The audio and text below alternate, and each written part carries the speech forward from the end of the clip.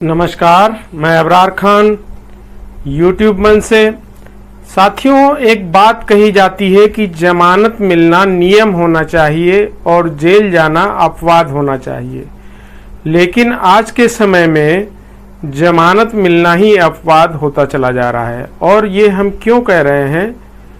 क्योंकि ये मामला है PMLA यानी prevention of money laundering act. कानून का नाम सुनते ही आपको समझ में आ गया होगा कि ये बात अरविंद केजरीवाल के बारे में हो रही है। जी नहीं, ये बात हर उस विपक्षी दल के नेताओं के लिए हो रही है जो सत्ता पक्ष के साथ नहीं है। तो आज हम लोग इसी पर चर्चा करेंगे, आपको इसके बारे में बताएंगे। जो भी नए साथी चैनल से जुड़े हैं, चैनल को सब्सक्राइब करें और ज़्यादा से ज़्यादा लोगों तक शेयर करें। तो साथियों, बात यह है कि आप पिछले करीब काफ़ी दिनों से देख रहे हैं कि PMLA जो एक्ट है यानी prevention of money laundering act, ये जो कानून है ये अपवाद होता जा रहा है। आप लोगों ने देखा जिस तरीके से अरविंद केजरीवाल अभी भी जेल में हैं, मनीष सिसोदिया जिनका अभी जमानत हुआ, हेमंत सोरेन उनकी भी जमानत 5 महीने बाद हुई, वो 5 महीने जेल में रहे। कई कद्दावर नेता हैं जिनको जमानत मिलना एक बहुत मुश्किल बात साबित होती है, और ये वो कद्दावर नेता हैं जिनका अपना एक रसूख है राजनीति में। मगर इस कानून के तहत तकरीबन 97% ऐसे आरोपी हैं जिनका किरदार चुनावी राजनीति से नहीं जुड़ा हुआ है। केवल 3% मामले ही चुनावी राजनीति के खिलाड़ियों से जुड़े हुए हैं, और इन 3% में भी तकरीबन 90% वह चुनावी नेता हैं जो भाजपा की विपक्ष में मौजूद पार्टियों से संबंध रखते हैं। मतलब भारतीय जनता पार्टी के अगेंस्ट की जो पार्टियां हैं वो उनसे संबंध रखते हैं। उसमें कितने लोग हैं? 90%। रायशुमारी की दुनिया में इसलिए यह बहुत ही मजबूत तरीके से बात कही जाती है कि PMLA कानून के तहत भाजपा ने अपने राजनीतिक प्रतिस्पर्धी को ठिकाने लगाने का काम किया। इस कानून के अंतर्गत कई मामले में ऐसी गिरफ्तारियां हुई हैं जहां पर अपराध सिद्ध न होने के बावजूद भी केवल अपराधी होने के चलते, आरोपी होने के चलते कई महीनों और सालों से कई लोग जेल के भीतर बंद हैं। PMLA पर कानूनी मामलों के कई जानकारों ने कई बार कहा कि कानून में ऐसे प्रावधान शामिल हैं जिसकी वजह से अगर किसी को PMLA के तहत गिरफ्तार किया जाता है तो जमानत मिलना बहुत ही ज़्यादा मुश्किल हो जाता है। हमारी संवैधानिक व्यवस्था के अंतर्गत जब तक अपराध सिद्ध नहीं हो जाता तब तक किसी को अपराधी नहीं माना जाता, और यह कहा जाता है कि जमानत मिलना नियम होना चाहिए और जेल जाना अपवाद। यानी अगर किसी पर आरोप लगाया गया तो ऐसा नहीं होना चाहिए कि उसको पकड़ करके जेल में बंद कर दिया जाए, बल्कि तभी जेल में बंद किया जाए जब उस पर लगे आरोप सिद्ध हो जाए, तभी उसे सजा दी जाए। मगर PMLA के तहत जब किसी को गिरफ्तार किया जाता है तो इसकी संभावना बहुत ज़्यादा बन जाती है कि वह जेल में ही रहे, उसे जेल में ही रहना पड़े। ऐसे कई मामले देखे गए हैं जहां पर अगर किसी की भी गिरफ्तारी PMLA के तहत हुई तो उसे जमानत नहीं मिल पाई, उसके खिलाफ अपराध सिद्ध नहीं हुआ, मगर उसके बावजूद भी उसे सालों साल जेल में रहना पड़ा। कानूनी मामलों के जानकार कहते हैं कि PMLA कानून संविधान से मिलने वाले व्यक्ति के अधिकार का दमन करने वाला कानून है। एक राज्य को खुद को संविधान से संचालित करने का दावा करता है। Prevention of money laundering act उस राज्य की न्याय संगत व्यवस्था स्थापित करने के इरादे से सवालिया निशान लगता है। PMLA एक्ट के तहत ED यानी कि इन्फोर्समेंट डायरेक्टरेट को इतनी शक्ति मिली हुई है कि यह कानून बहुत ज़्यादा घातक बन जाता है। इस कानून के तहत अपराध की कमाई जहां जहां से होकर गुजरती है उन्हें शक के आधार पर हिरासत में लेने का अधिकार ईडी को मिला हुआ है। मतलब मान लीजिए कि मैं अपराधी हूं, मेरी कमाई का जरिया किसी न किसी तरह का अपराध है, कोई ना कोई क्रिमिनल एक्टिविटी है। मैं आपसे एक जमीन का टुकड़ा खरीदता हूं, उसके बदले मैं आपको अपने अपराध की कमाई से जमीन की कीमत का भुगतान करता हूं। ऐसी दशा में आप मेरे अपराध से कोई लेना देना नहीं हुआ, मगर फिर भी चूंकि मेरी कमाई का जरिया किसी न किसी तरह का अपराध है, वह अपराध का पैसा आपके हाथ में भी गया, तो ईडी केवल शक के आधार पर आपको हिरासत में ले सकती है। आप भी अपराध के हिस्सेदार, संभावना जताया जा सकता है कि आप भी अपराध के हिस्सेदार हो और यह आरोप लगातार हिरासत में ले सकती है। यानी ईडी को यह अधिकार मिला हुआ है कि वह आपको केवल शक के आधार पर हिरासत में ले ले, कोई शिकायत करे और आपको हिरासत में ले ले। भले ही ईडी के पास कोई भी मजबूत सबूत ना हो, फिर भी वह आपको हिरासत में ले सकती है। पीएमएलए के तहत यह अधिकार ईडी को मिल जाता है। मतलब ईडी पीएमएलए कानून के तहत आपको हिरासत में ले भी सकती है और उसका यह भी अधिकार मिला हुआ है कि वह आपको यह नहीं बताए कि आपको हिरासत में लेने के पीछे क्या सबूत हैं। जैसे सामान्य सा नियम होता है, आरोपी को एफआईआर की कॉपी थमा दी जाती है ताकि उसे पता चले कि वह किस आरोप में हिरासत में लिया गया। अगर मामला कत्ल का बनता है तो वहां पर भी एफआईआर की कॉपी दी जाती है, मगर ईडी वाले कहते हैं कि वह किसी पुलिस थाने के अधिकारी नहीं है कि आरोपी को एफआईआर की कॉपी थमाए। वह आरोपी के खिलाफ प्राथमिक रिपोर्ट के तर्ज पर ECIR यानी इन्फोर्समेंट केस इंफॉर्मेशन रिपोर्ट दर्ज करते हैं। ईडी को यह अधिकार मिला हुआ है कि वह इसे गुप्त दस्तावेज बताकर आरोपी को न बताए। उसके बाद आप पर मुकदमा चलेगा, आरोपी पर मुकदमा चलेगा, मगर आपके वकील को यह पता नहीं होता कि आरोपी के वकील को यह पता ही नहीं है कि आरोप क्या है। सबसे बड़ी बात तो यह है कि पीएमएलए के तहत जिस पर आरोप लगाया जाता है उसके एक तरफ से अपराधी मान लिया जाता है और आरोपी पर यह जिम्मेदारी डाल दी जाती है कि वह साबित करे कि वह निर्दोष है। कहने का मतलब यह है कि पीएमएलए कानून मनी लॉन्ड्रिंग को रोकने के लिए बनाया गया एक ऐसा कानून है जिस कानून के तहत हमको और आपको बिना यह बताए कि हमारा अपराध क्या है हमें हिरासत में ले लिया जाता है, हम पर मुकदमा चलाया जा सकता है और हमारी ही जिम्मेदारी बनती है कि हम यह साबित करें कि हम अपराधी नहीं हैं।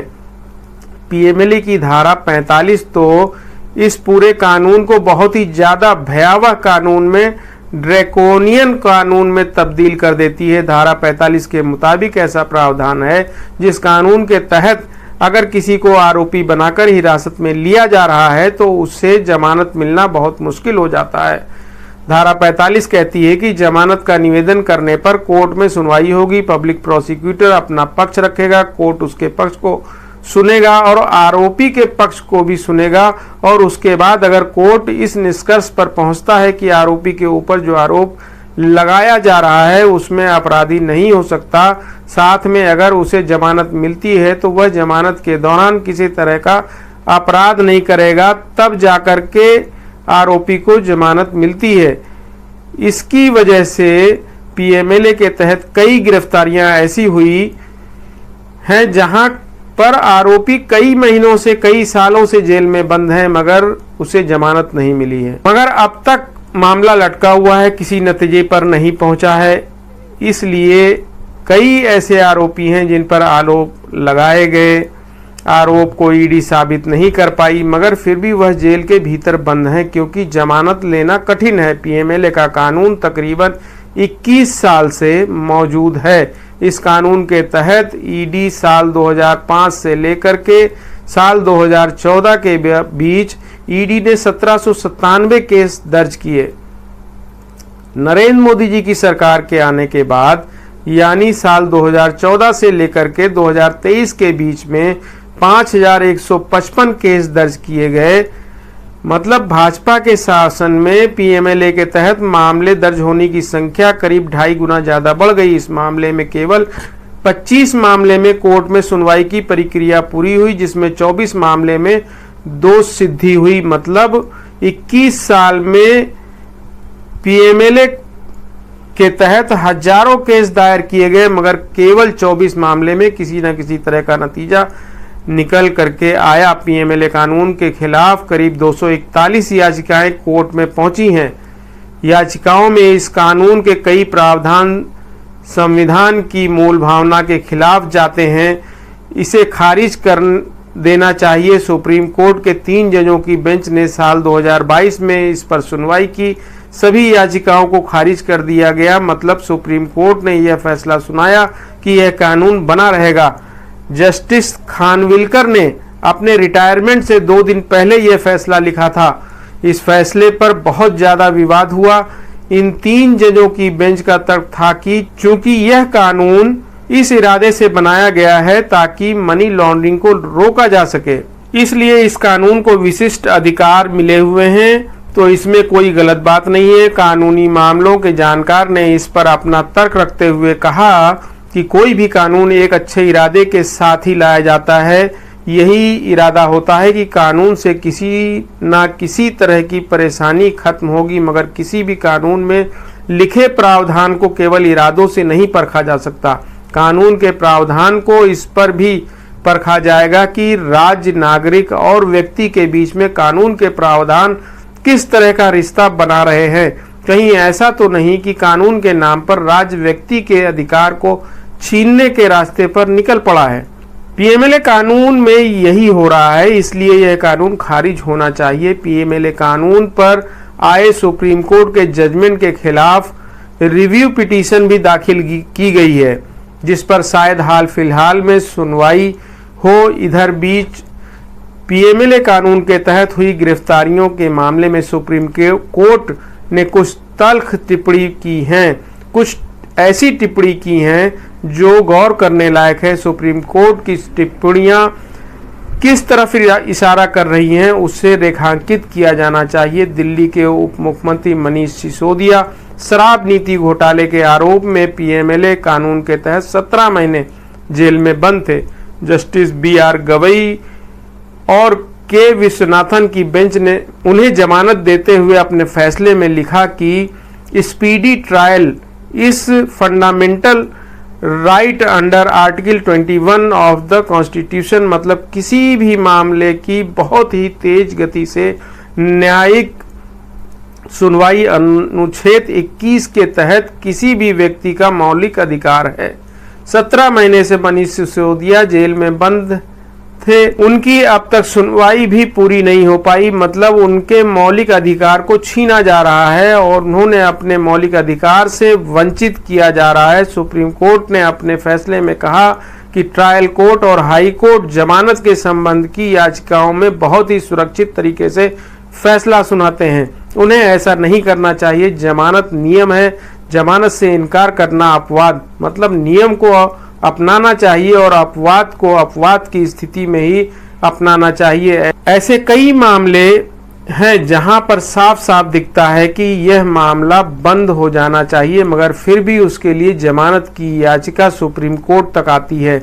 अपराध के लिए दोषी ठहराए जाने से पहले लंबे समय तक जेल में रखना ऐसा होगा जैसे बिना मुकदमा चलाए ही किसी को दंड दिया जा रहा हो। शराब नीति घोटाले मामले में BRS के नेता के कविता कई महीने से जेल में बंद थी। इन्हें भी जमानत देते हुए सुप्रीम कोर्ट ने कहा, विचाराधीन हिरासत अंडर ट्रायल कस्टडी को सजा में तब्दील करना नहीं चाहिए। जमीन घोटाले के आरोप में कई महीने से जेल में बंद हेमंत सोरेन के सहयोगी प्रेम प्रकाश की जमानत का फैसला सुनाते हुए प्रेम प्रकाश बनाम union of India through enforcement director के मामले में सुप्रीम कोर्ट ने यह टिप्पणी की है कि पीएमएलए एक्ट की धारा 45 में भी प्रावधान में लिखा गया है, उस प्रावधान को संविधान के अनुच्छेद 21 के मुताबिक पढ़ना चाहिए। संविधान का अनुच्छेद 21 बहुत ऊंचा है